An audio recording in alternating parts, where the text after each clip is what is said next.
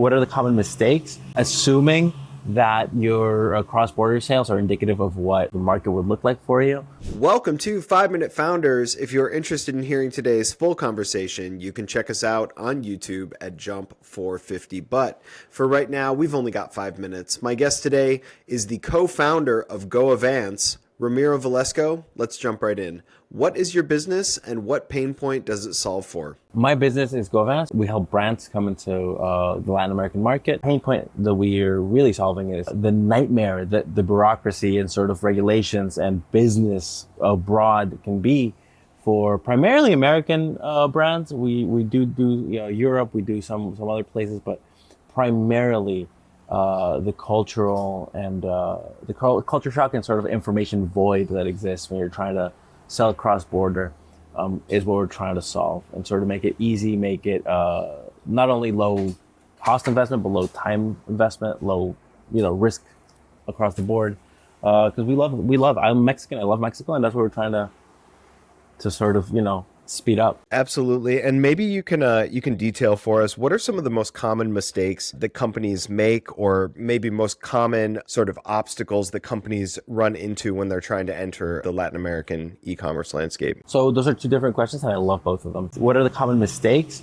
Assuming that your cross-border sales are indicative of what the market would look like for you.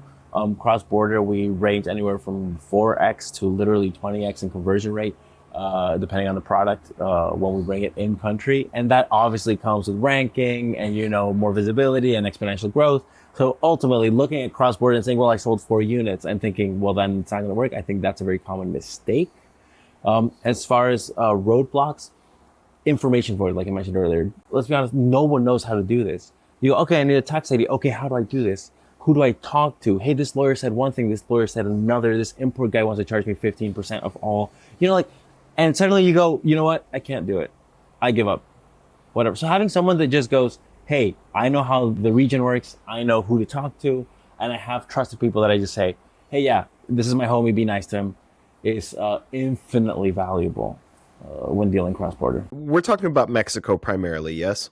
Yeah, right now, yeah. So why do you think that there's so much sort of like mystery or like unknown surrounding, taking e-commerce into Mexico? I'll say part of it is that rules for many people are optional, right? So they say, oh, well, this says we need this. And then someone else goes, well, you don't actually need it. And now both of you look bad because I don't know who to trust.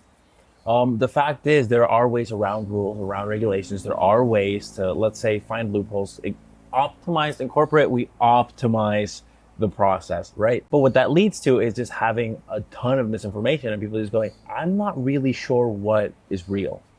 And I think that's where a lot of this is. I mean, Amazon does things that are gray areas, and that's fine because gray areas are legal, right? But it's like, okay, now I'm lost. Now I'm not really sure what my first step is, and decision fatigue is very real. So what kinds of companies, what kinds of products have you seen the most success with? Who's sort of like an ideal client for you right now? So we aim for sellers that do anywhere between 5 to 20 million a year.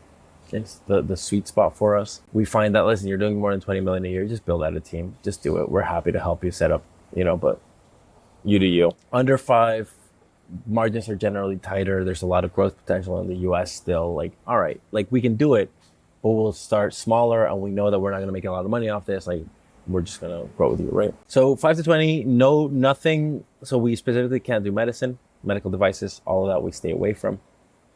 But supplements, baby products, electronics are crushing for us right now, like just absolutely crushing for us. Like appliances in general are really good.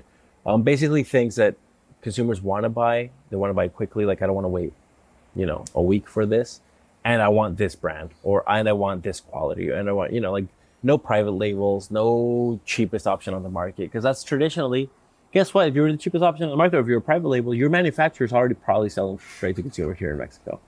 Very likely with your brand name on it. That's all the time we have for today. If you're interested in hearing the rest of my conversation with Ramiro Velasco, you can check us out on YouTube at Jump 450. Don't forget to subscribe, and we'll see you next time.